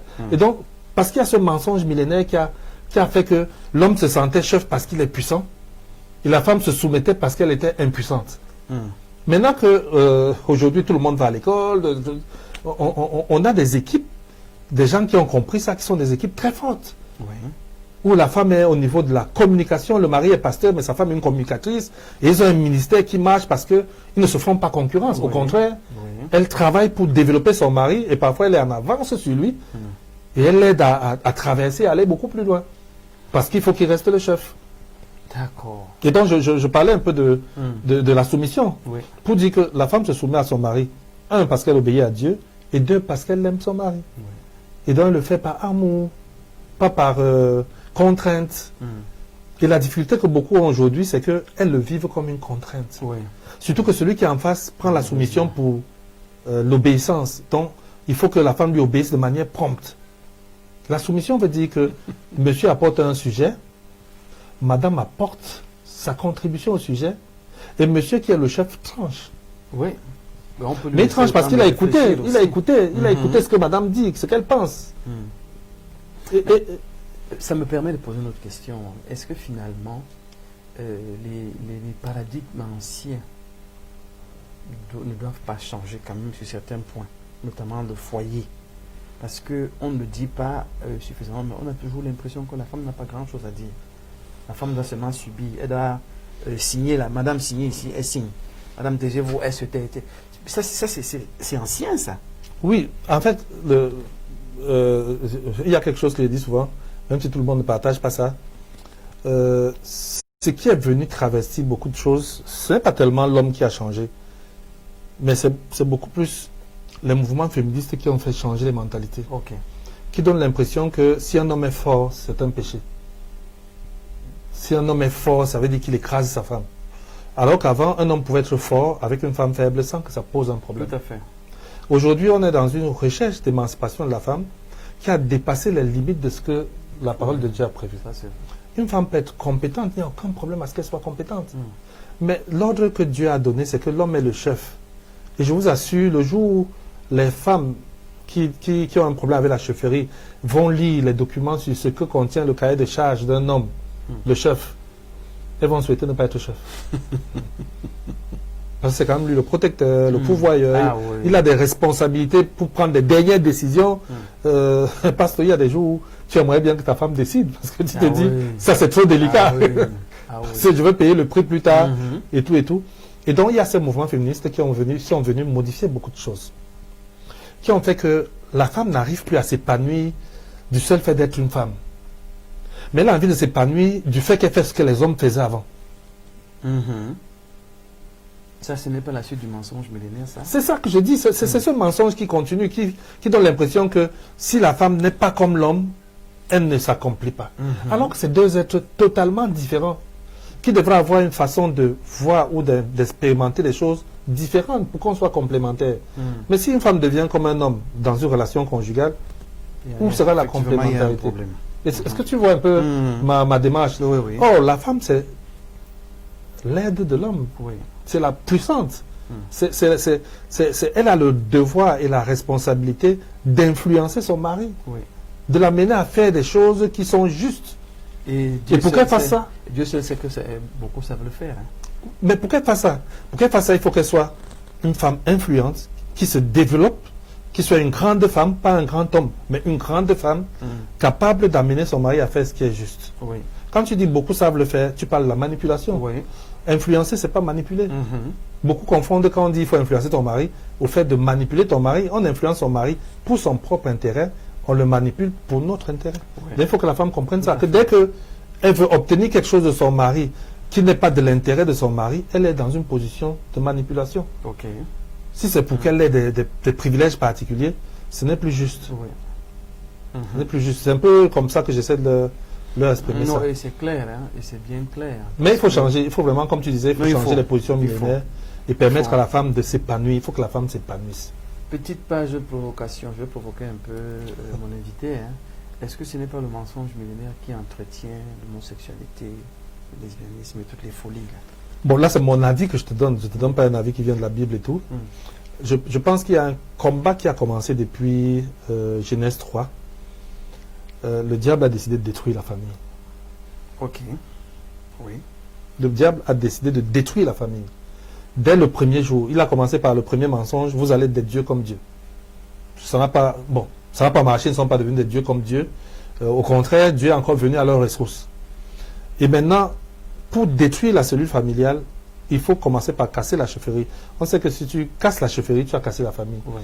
Et donc, il faut tout faire pour enlever à l'homme son côté homme, quoi. C'est-à-dire, il faut tu as remarqué que je n'aime pas utiliser le mot genre, j'ai utilisé le mot sexe.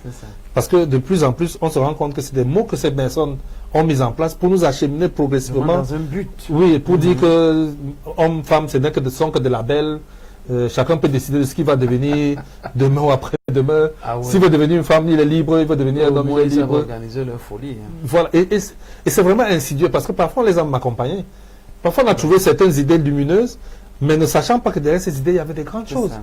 Donc quand ils font la promotion de la femme, en fait, ils font la promotion de la femme parce qu'il faut casser l'homme. Est-ce que tu sais que au Canada, mon filleul, il doit être en train de me regarder maintenant. Au Canada, si sa femme va se plaindre, on prend son mari. Oui, j'ai appris que là-bas, c'est par ordre, c'est la femme. Après la femme, c'est les Les enfants. les animaux. Les animaux, l'homme vient après l'animal. Hein. C'est-à-dire que sans qu'on te pose des questions, tu vas d'abord là-bas. Incroyable. Un me disait hier qu'en Europe, on l'a interpellé parce que sa femme est allée se plaindre. Il est arrivé, c'est en Italie, et il s'est expliqué. On lui a dit la prochaine fois on te garde, ou alors on t'enlève la garde des enfants. On va les emmener dans un centre, le foyer d'accueil, comme ils Et donc du coup, tu vois comment il y a un travail pour réduire la puissance de l'homme. C'est vrai. Il y a un travail pour réduire, et c'est ça qui mène aux choses comme l'homosexualité.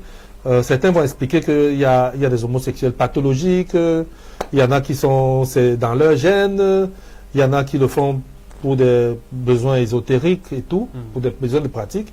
Mais toujours est-il que l'homosexualité n'est pas le plan de Dieu. C'est clair. Ça au moins, je préfère m'arrêter là que d'entrer dans les détails. J'aime beaucoup cette démarche, hein, parce que c'est bien de prendre plusieurs avis. Cette démarche est même fondée. Parce que si on s'appuie sur la destruction programmée de la famille, comme ça c'est bien clair, c'est bien clair. Mesdames et messieurs, nous prenons une petite pause, juste le temps de respirer un peu la musique, et nous revenons pour la dernière partie de cette émission. À tout à l'heure. On a encore combien de minutes?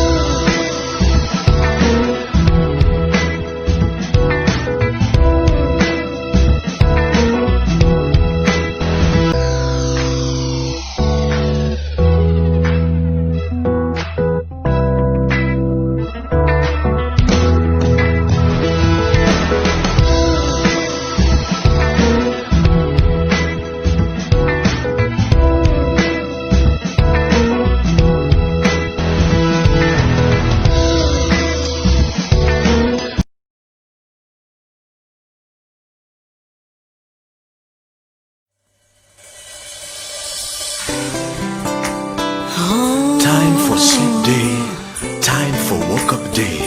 Cameroon, nighttime day for woke up. Arise and shine. Un peuple, une nation, de divers horizons. Nous n'avons pas les mêmes cultures ou traditions. Comme un arc-en-ciel de couleurs, nous Parlons des langues d'ici d'ailleurs. Cela nous empêcherait-il d'unir nos cœurs? Malgré nos différences, nos diverses tendances, regardons à ce qui fait notre ressemblance. À nos intérêts communs, Et prenons-nous par la main. Au fond du Cameroun, nous sommes tous sœurs et frères.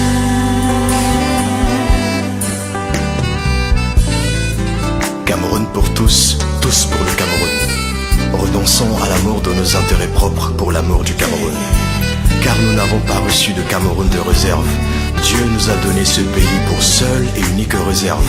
Il faut qu'on travaille dur et qu'on le préserve pour le léguer dans la paix et la prospérité à la postérité, afin que paix, travail, patrie ne soient pas de vains mots et l'émergence un rendez-vous manqué.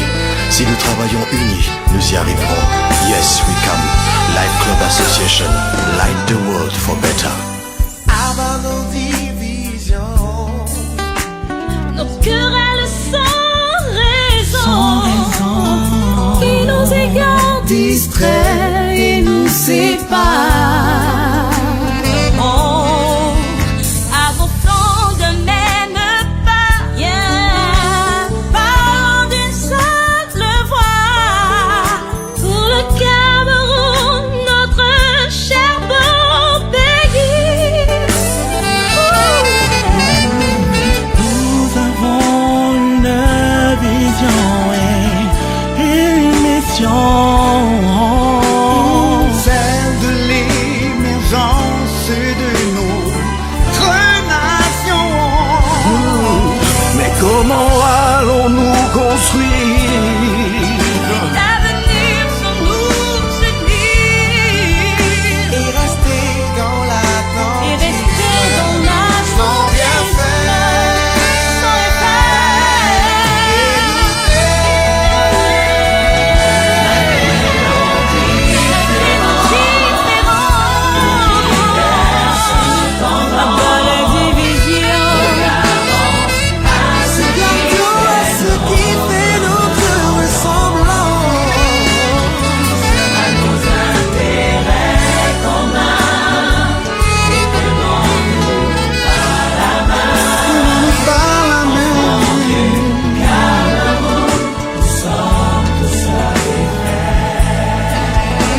Cameroonians, listen. If only we can come together. I know together we shall make it. If only we are united and one, we will make history. Too many empty words and too many years wasted. Time don't wait. The future is now. The world is watching. Northern, southern, eastern, western, from the inside and the outside. Let's be one. Break it out.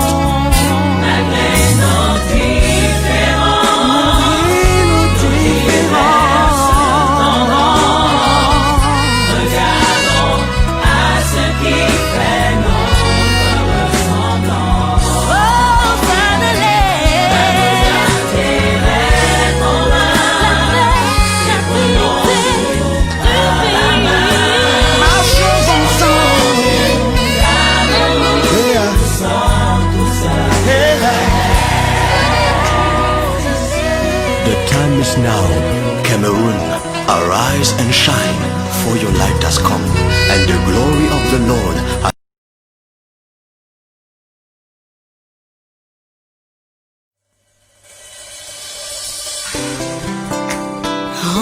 time for sleep day, time for woke up day.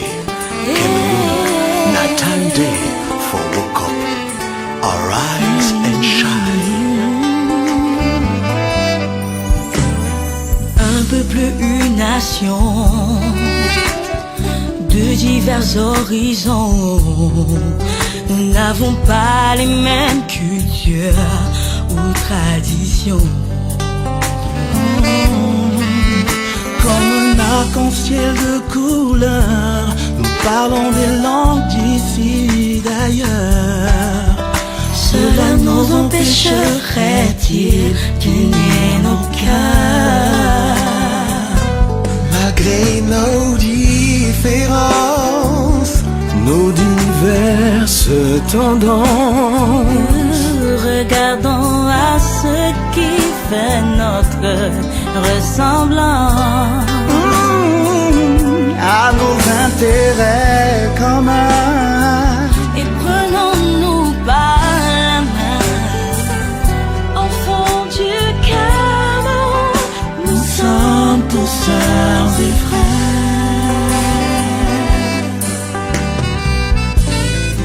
Cameroun pour tous, tous pour le Cameroun. Renonçons à l'amour de nos intérêts propres pour l'amour du Cameroun. Car nous n'avons pas reçu de Cameroun de réserve. Dieu nous a donné ce pays pour seule et unique réserve. Il faut qu'on travaille dur et qu'on le préserve pour le léguer dans la paix et la prospérité à la postérité, afin que paix, travail, patrie ne soit pas de vains mots et l'émergence un rendez-vous manqué. Si nous travaillons unis, nous y arriverons. Yes, we come. Light Club Association, light the world for better. Avant nos divisions, Nos querelles sans raison, qui nous égarent, distraits et nous séparent. oh, avançons de même pas, yeah, parlons d'une simple voix pour le Cameroun, notre cher beau pays. Nous avons une vision et une mission, celle de l'émergence de notre nation. Mais comment allons-nous construire L'avenir sans nous unir et rester dans et l'attente rester dans la sans rien faire?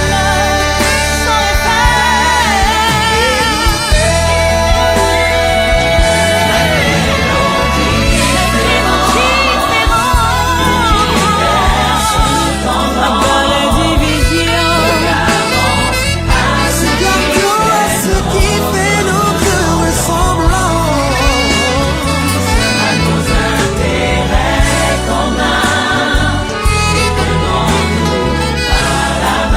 Prenons-nous par la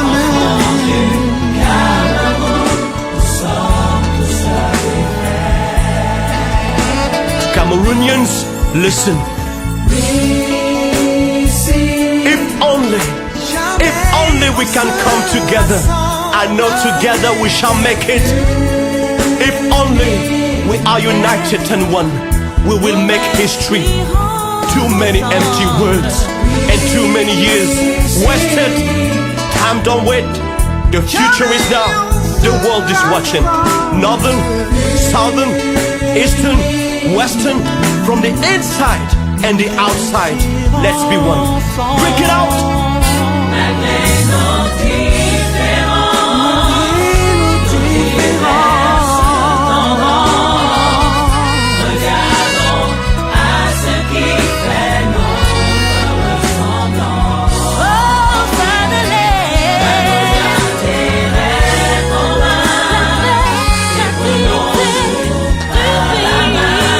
marchons ensemble.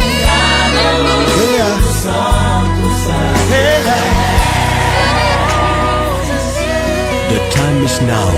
Cameroon, arise and shine, for your light has come, and the glory of the Lord has risen upon you.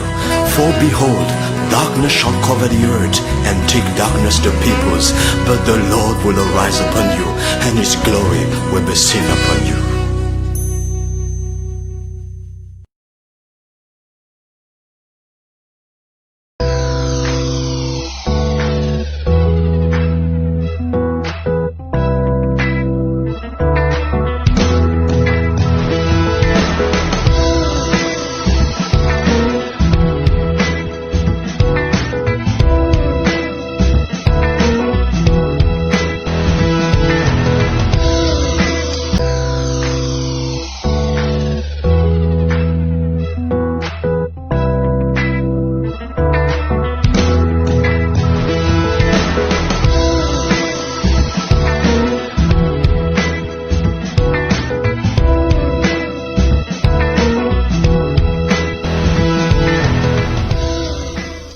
retour sur ce plateau, mesdames et messieurs. Nous entamons la dernière partie de cette émission avec notre invité, monsieur Roger Fondi, qui est auteur et qui est également le coordonnateur du ministère Famille à cœur.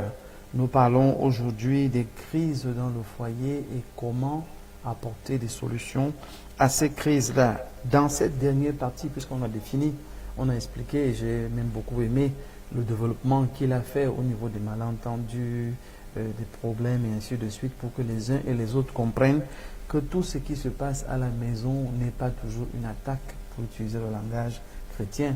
Et puis il a même dit au début, ça m'a un peu piqué, mais c'est vrai, c'est de l'utopie que de penser qu'on va vivre sans conflit, sans malentendu. Aujourd'hui, nous voulons parler des solutions. Comment s'en sortir? Quand donc il y a une situation, quand il y a un problème, quand il y a une crise, on a commencé à aborder méthodiquement les techniques et les moyens pour résoudre le problème. Maintenant, par exemple, on s'est assis, on a compris qu'il y a un problème. La suite, c'est quoi? Alors, quand on a compris qu'il y a un problème, la première chose qu'il faut faire, c'est de s'assurer que nous parlons du même problème. Oui. Parce que comme nous avons dit, dans nos couples, il y a des multiples de problèmes. Ce n'est pas forcément le même problème que nous percevons. Et je l'ai dit tout à l'heure, parfois tu es en train de t'excuser pour un problème qui n'est pas le même que ton conjoint a à cœur. Donc la première chose, c'est d'être sûr qu'on est en accord sur le problème. Que voici le problème que toi et moi nous avons. Oui. Et ce n'est pas la démarche la plus facile. Hein. Il faut bien discerner quel est le problème, bien le circonscrire. Essayer de voir maintenant quelles sont les origines, qu'est-ce qui nous a amené à ce problème. Parce que nous avons dit qu'au préalable, il fallait qu'on se pardonne. Tout à fait. L'un demande pardon, l'autre accorde le pardon. Et quand il a accordé le pardon, maintenant on peut donc arriver à une situation où on a compris le problème, on a décidé maintenant de résoudre le problème. Et pour résoudre ce problème-là, il faut faire de lui le problème majeur du couple. Oui. Pas de l'individu qui l'a provoqué, pas de celui qui le subit. C'est le problème de notre couple. Et cette projection-là, cette façon, cette perspective-là, change tout. Parce que quand tu prends le problème comme étant ton problème, quand tu prends le problème comme étant le problème que l'autre a causé, tu ne résous pas le problème avec la même perspective que si tu dis c'est notre problème. Et l'image que nous prenons souvent, c'est de dire, moi et mon conjoint, nous nous mettons en face du problème. Oui. Nous ne mettons pas le problème entre nous deux. Parce que nous mettons ensemble pour combattre le problème, pour résoudre le problème. Donc nous nous mettons en face de nous. Et quand nous avons mis le problème en face de nous, nous devons être sûrs que c'est notre problème à deux. La solution du problème là va nous apporter à nous la satisfaction qu'il faut à nous deux. Oui. Et c'est pour ça que nous allons focaliser sur ce problème. Il y aura des problèmes périphériques qui sont même peut-être plus visibles, mais nous focalisons sur le vrai problème. Oui. Nous disons c'est ce problème qu'on va résoudre. Les autres problèmes de malentendus, de petits détails là, on ne va pas entrer dedans. Nous focalisons dessus. Quand on a décidé de focaliser dessus, ça veut dire que c'est ça qui nous intéresse. Et pour qu'on travaille bien sur le problème qui nous intéresse, nous allons commencer à dire je dois écouter mon conjoint sans l'interpréter. Oui. Il ne faut pas interpréter ses pensées. Il y a des gens qui interprètent les pensées des autres. C'est-à-dire qu'ils font ce qu'on appelle la prophétie. Tu l'as fait parce que tu... Non, on ne pense pas à la place de l'autre. Oui. Nous nous sommes déjà accordés qu'on se pardonne. Je te laisse t'expliquer. Si j'ai une question à poser par rapport à tes explications, c'est pour clarifier, c'est pour comprendre. Oui. Pas pour accuser. Et c'est pour ça que je ne dois pas anticiper sur ce que tu dis. Tout à fait. Si je suis en colère, je dois me rappeler que la Bible me demande de ne pas me coucher avec cette colère. Que le soleil ne se couche pas sur ma colère. Et donc, je dois tout faire pour évacuer ma colère. Oui. Comment faire pour évacuer une colère? Je suis fâché. Dieu n'a pas dit que c'est une mauvaise émotion. C'est une émotion. Mais le problème, c'est qu'est-ce que je fais de cette émotion-là? Il ne faut pas que ma colère m'amène à poser des actes qui ne sont pas justes, qui sont anormaux pour un chrétien. Oui. Je dois donc apprendre à maîtriser ma colère, à discipliner mes émotions, à me dire ma relation avec mon conjoint est plus importante qu'avoir raison ou pas. Oui. On doit être heureux. Oui, tu l'as retenu.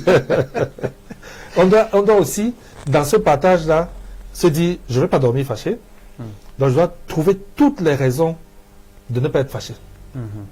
L'autre chose, c'est que je dois pouvoir me dire que mon conjoint qui est là a un problème, moi j'ai un problème, nous avons un problème, et que c'est la solution de le problème de nous qui va résoudre le problème de mon conjoint et qui va résoudre le mien. Oui.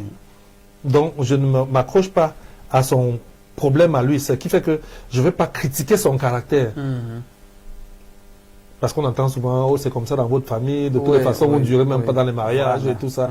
Là, on est déjà entré dans des choses qui ne sont pas nécessaires. Parce que là, c'est mon conjoint, c'est pas son comportement, c'est pas toutes ces choses qu'il fait qui sont importantes. Ce qui est important, c'est qu'il y a un problème à résoudre. Entrons dans la résolution du problème. Cherchons toutes les ressources dont on a besoin. Et parmi les ressources, beaucoup de gens n'y pensent pas. Il y a des coachs conjugaux qui sont des bons facilitateurs. Si vous avez peur que votre pasteur soit au courant des détails de votre vie, bon, venez chez un coach. Parlez-en avec lui. Il va peut-être vous donner le cadre qu'il faut pour pouvoir vous écouter, pour vous permettre de mieux vous comprendre. J'ai dit au début, dans ce cadre-là, celui qui pense qu'il est, parce que chacun a un petit sentiment dans le couple, on peut se tromper, mais il y a un moment où je peux penser que c'est moi le problème. J'ai rencontré un monsieur à Yaoundé, il suit de mes émissions à la télé, et il m'appelle, il me dit, je voudrais qu'on se voit. Et je le rencontre, et il me dit, je suis le problème dans mon couple. Je voudrais m'améliorer. C'était la première fois que j'entends quelqu'un se déclarer être le problème. Rarement les gens reconnaissent qu'ils sont le problème. Lui, il a dit, mon frère, je suis l'autre. Oui, je suis un problème. J'ai besoin de m'améliorer. Donc, on doit intégrer ça. Et la suite, puisqu'on s'est demandé pardon, c'est de se dire comment nous allons faire pour que cette chose ne nous arrive plus. Voilà. Et là, il ne faut pas que la description de ce que nous allons faire soit de la littérature simple. Il faut que ce soit un plan d'action. Ok. On va faire ceci, on va faire cela, on va faire cela. Et on peut même s'arranger pour que ce plan d'action ait des dates butoirs où on peut évaluer. Il faut que dans 3 mois, on ait réussi. Ça peut, pour l'un, ça peut être que tu dois quitter tel groupe d'amis, tu dois rembourser telle dette, Bref, il faut un échéancier qui dit, on s'était accordé, quand nous avons eu un problème, on se retrouve, ça peut être lors d'une retraite, et on fait le point. Où est-ce que nous en sommes? Tu avais dit que tu vas faire ceci, moi j'ai dit je vais faire ceci, et on pointe. On ne pointe pas seulement pour accuser l'autre et dire tu ne t'en sors pas. Mais on pointe comme un directeur général qui évalue son cadre et qui lui donne des directives après. En lui disant, ok, chérie, je pense que tu ne t'en sors pas parce que il y a telle chose que tu as négligée. Ou alors nous avons surestimé tes capacités.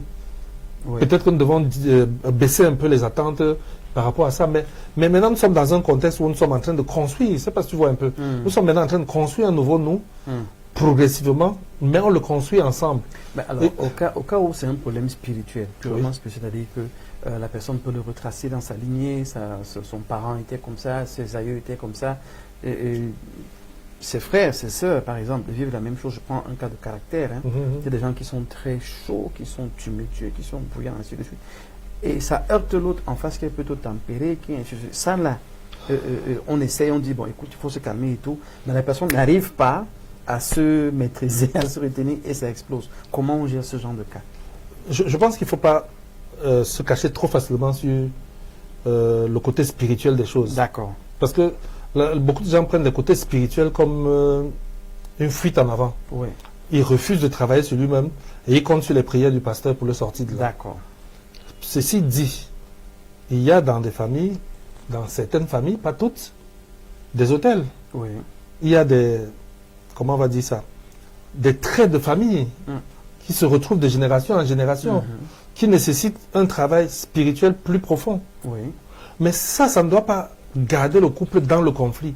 Je veux dire, ça entre dans les choses que nous sommes en train de faire pour pouvoir retrouver un nous qui n'est pas bien. Mais pendant qu'on fait ça, nous essayons d'être heureux. C'est-à-dire que la fille qui a un mari qui est comme ça essaie d'être heureuse malgré ça.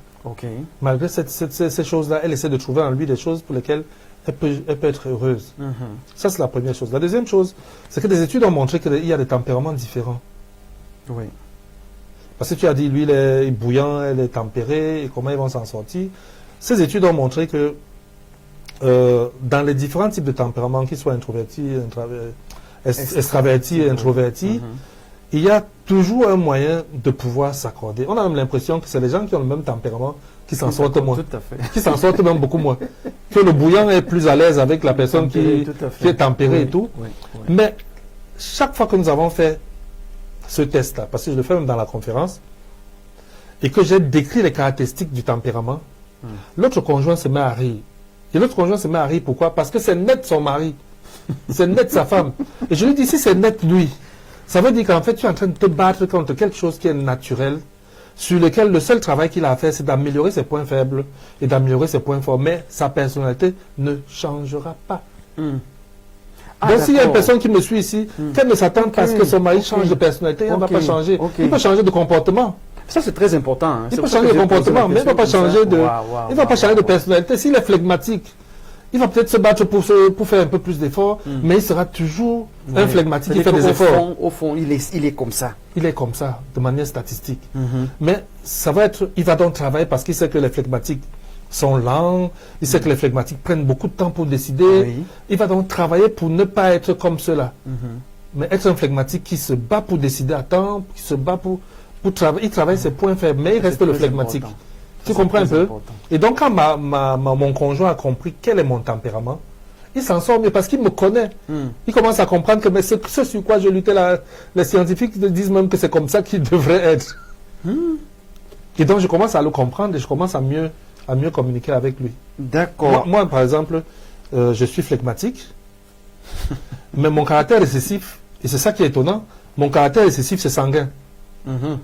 C'est-à-dire que je suis un flegmatique qui peut exploser.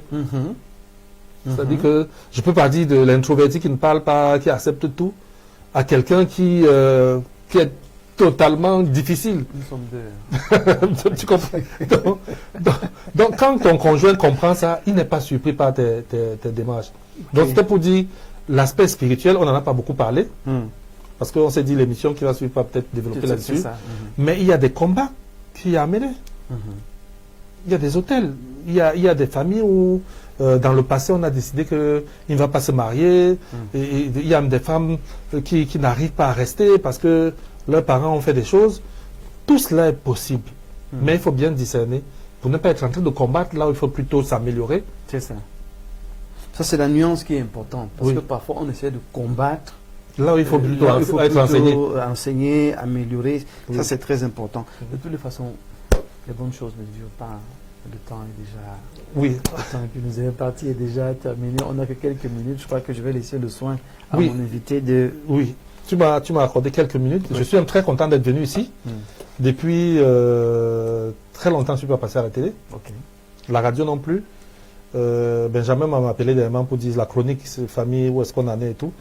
Quand tu m'as appelé, je me suis dit je vais venir. Parce que tu m'as appelé de manière très spontanée. Je vais venir pour qu'on discute. Je suis d'accord pour accompagner le projet à mon niveau. Je n'ai pas d'argent.